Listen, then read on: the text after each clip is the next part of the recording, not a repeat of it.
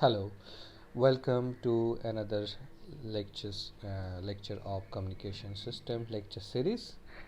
So today I'm going to discuss the topics the noise in communication systems. So uh, so so mainly I will cover the following topics: the channel noise modeling, the Gaussian random process, and properties of additive wide Gaussian noise. So we know that the main objective of any kind of communication system is usually meant to be reliable transmission of message signal over a communication link or channel. And obviously there is the concept of randomness is in communication has a central role to play in establishing the reliability, right? Because the random means the what random means unpredictable. So if the receiver at the end of a channel knew that the receiver at the end of a channel knew in advance that what message output from the originating source is coming from the transmitter, there would not be any need for communication, right? So there should be it is inevitable that there should be some randomness in the message source itself. And moreover, the transmitted signals are always accompanied by some noise introduced in the system, and these noise waveforms are also unpredictable, right? So mm, so so see this randomness in the message source and this noise waveforms, unpredictable noise waveforms together, actually we call these two things together the random processes communication systems. So to analyze, in order to study uh, the in order to study um, the properties of random process, we need to have essential mathematical background, particularly the concept of probability theory and mm, uh, and random variables, and also we need to know some statistical attributes such as statistical averages, expectation, moment variance, and standard statistical distributions. Okay, so also we need to have a clear idea of statistics of random process also. Okay, so so um next I am going to discuss the noise in communication system in particular, and I told you that we are mainly focusing on the channel noise modeling in this lecture. So noise is the undesired random variations that interferes with the desired signals and inhibits the communication. Okay, so if we can classify the noise in communication system basically into two parts. One is the internal noise and another is the channel noise. So internal noise is that which is generated internally or within the communication system, or at the receiver. Okay, and some of the uh, factors, some of the internal noise are short noise, flicker noise, and thermal noise. And in almost all active electronics device or amplifying device, we usually this the short noise and flicker noise occurs, and in passive elements also thermal noise occurs. So I am not going to discuss this internal noise part in more details in this lecture, because we are going to mainly focus on the channel noise modeling. So channel noise is is actually the noise which is being mm, which is affecting the your transmitted signal in the channel. Okay, so it is more detrimental than your internal noise, because you don't have any control over this noise and you don't have any idea what is going to affect your transmitted signal, right? So usually this channel noise is usually modeled by Gaussian random process. Okay, so because is most naturally occurring random process are Gaussian in nature. Okay, so noise is assumed to be a random process, and and it is most naturally occurring random process is Gaussian in nature. So it is very natural to and we always start with some Gaussian assumption. When you start a model, you start with a Gaussian assumption. It is found out to be a quite effective and practically useful model for noise. And but obviously we can assume some other noise models if we want, and people usually use in different study in different scenario for they use different noise model, but it is usually the Gaussian random random process is usually most popular noise model. Okay, so so so so so a communication system model. So if we look at a typical communication system model, then we can see that the channel is basically assumed to be additive. That means the that whatever signals comes into the channel, they added up. Means suppose the channels assumed to be additive. So if transmitter sends a signal xt and some noise is affecting, so some noise is also noise present in the channel, then this xt, this transmitted signal, and this noise signal will be added up, and so the received signal yt will be simply the xt plus nt, right? So received signal is equal to transmitted signal plus noise. So this is the additive noise model, and this is also one assumption that usually the communication engineers are assume. Okay, and this is also very popular model, but you can argue that why additive model, but you can take why not convolution, why not some other operations. Okay, so again the thing is that the additive noise model is more effective and practically useful model. So people have used that this model, that this additive model is more effective and more model that can be used. And so it is when you try to simplify the channel, simplify the channel characteristic, you just replace it with the additive noise model. Okay, so it's a good starting point to start with a additive channel, okay, channel model or additive noise model. Okay, so okay, so next thing is that we are going to assume the noise model that I already told you, that usually we assume that the noise is follows a Gaussian randomness, and which is a popular noise model, right? So and so properties of Gaussian random process are typically we can two properties we can discuss. One is, first of all, that the statistics of all orders are jointly Gaussian in Gaussian random process. That means and they usually follow this this probability density function of this joint probability distribution function usually follow a multivariate Gaussian density. Okay, so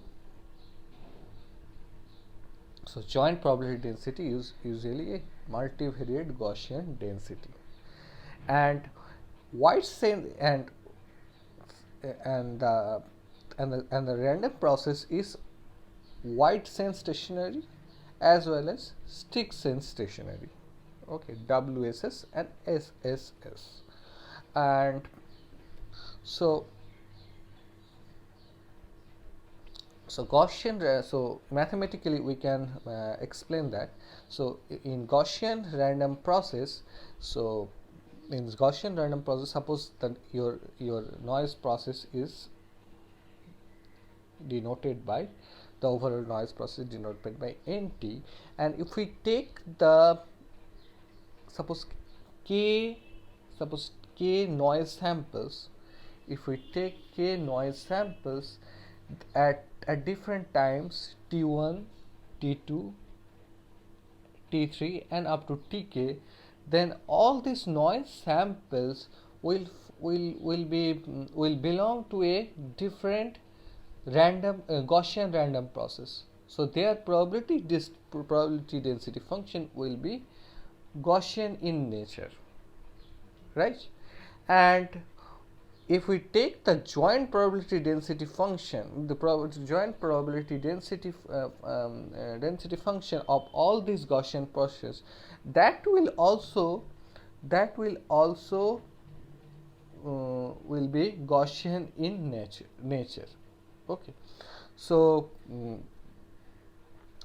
that will be also Gaussian in nature. So and that will follow a multivariate Gaussian density. Now I told you that in the last slide that the statistics of all orders are jointly Gaussian. So what I mean by the statistics of all orders? So here I told you that we are taking k noise samples, right? You are taking k noise samples. So this k might be varying with so k can be anything. It can be 100, it can be 1000. So its order is not fixed.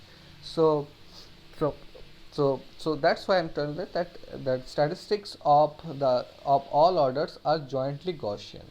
Okay, and so another thing is that the stationarity, the wide sense stationarity. So random process is the Gaussian random process is wide sense stationary. Okay, so that means mathematically there are two properties that we can discuss. One is the expectation of the random process will be constant for all t. Okay, so its expectation or mean will be constant. And secondly, the autocorrelation function of the noise will only depend on the time difference.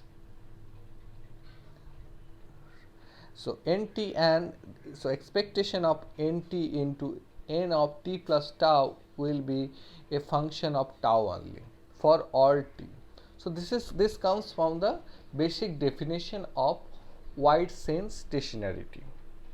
Okay, and another thing is that I told you that this noise is the Gaussian random process or Gaussian random process is wide sense stationary as well as stick sense stationary. Okay, so usually by definition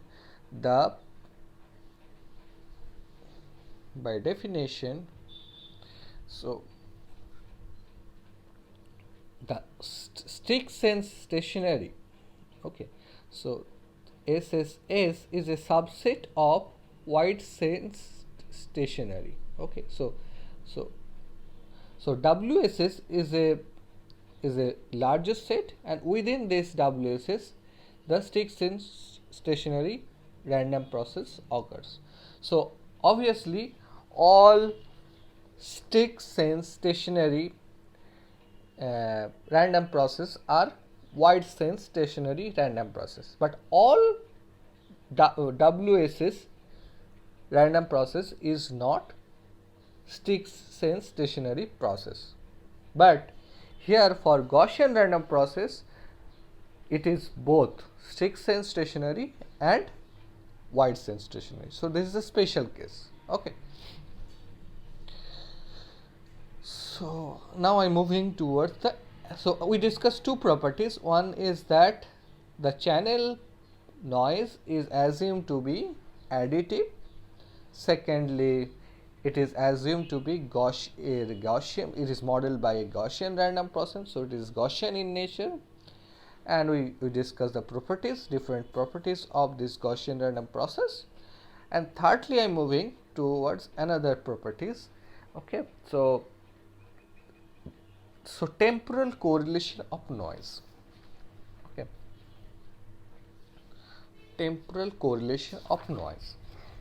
Now you know that noise is a very erratic or fluctuating signal. Okay, it is very erratic and fluctuating signal. Okay, you can if you take any noise sample for or any snapshot of the noise signal, then we'll see that it is very fluctuating, and obviously you will get very low level of temporal correlation across time. And but unlike noise, the typical any signal, any informative signal such as speech or electromagnetic EMG signal, so all are which has some high level of temporal correlation compared to noise signal. So this is one way we can distinguish the noise from the normal signal, normal information bearing signal. Okay, so noise has very low level of temporal correlation across time. Now how we can define the temporal correlation? Usually we define the temporal correlation using autocorrelation function, and that is the autocorrelation functions is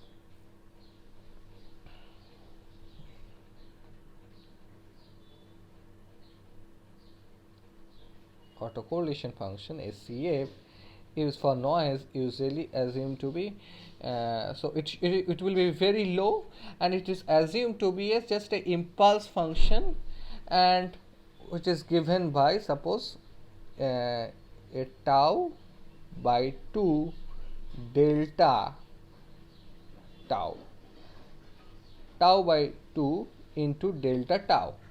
Okay, so it is a scaled impulse function.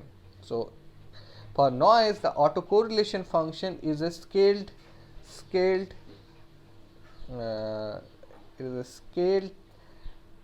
impulse function which is given by tau by 2 into delta tau. Okay, so obviously if we know the autocorrelation function, we can get the power spectral density of the noise. How we can get? We have to just apply the Fourier transform, and that we know that from the Wiener-Khinchin theorem. We already discussed these things earlier, right? When we started the communication theory classes, we discussed this basic theory, that how the power spectral density and autocorrelation functions are related to each other.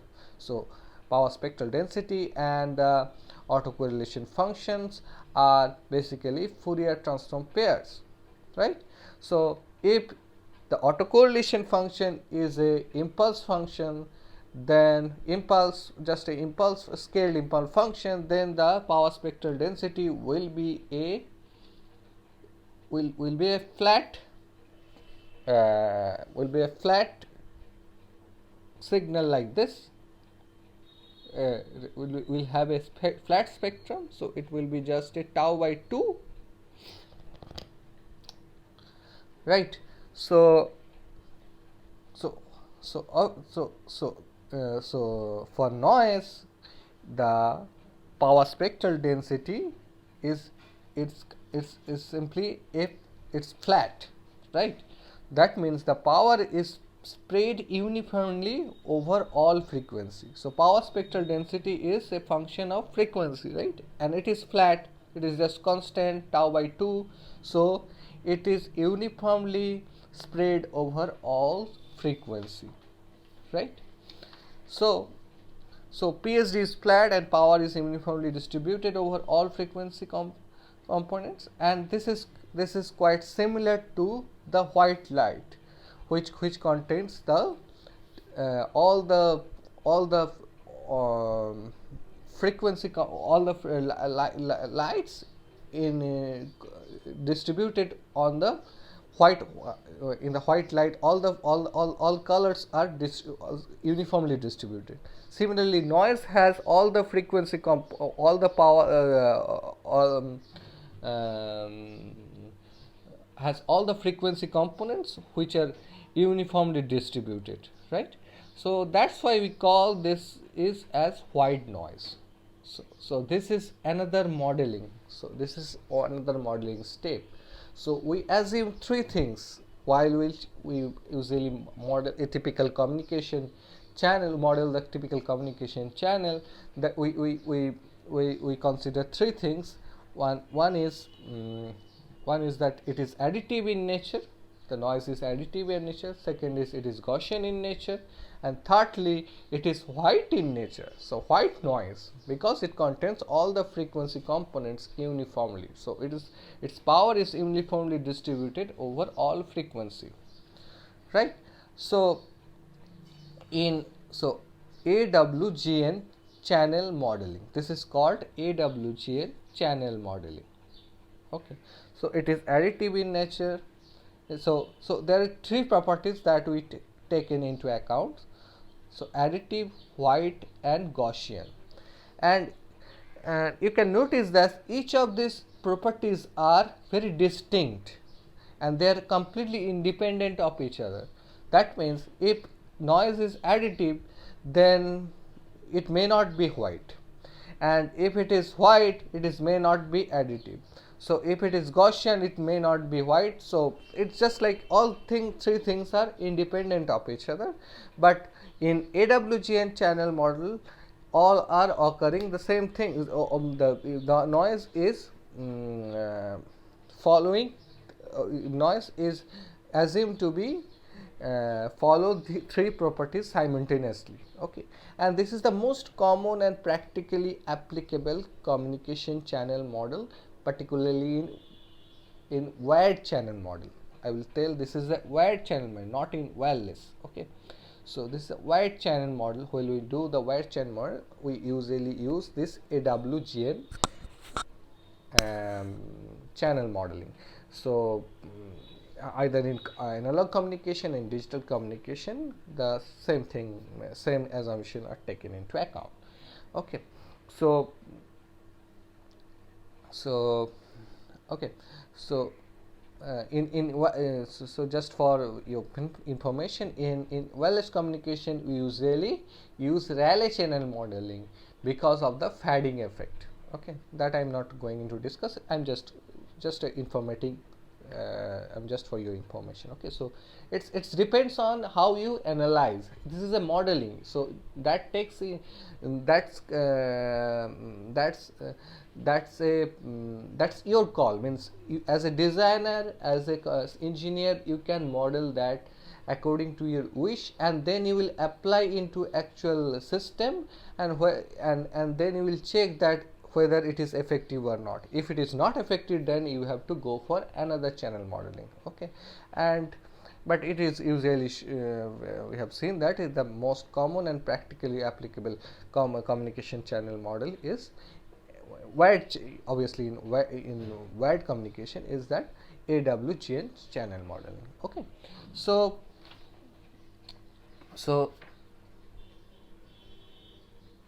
let's come to the next point, that is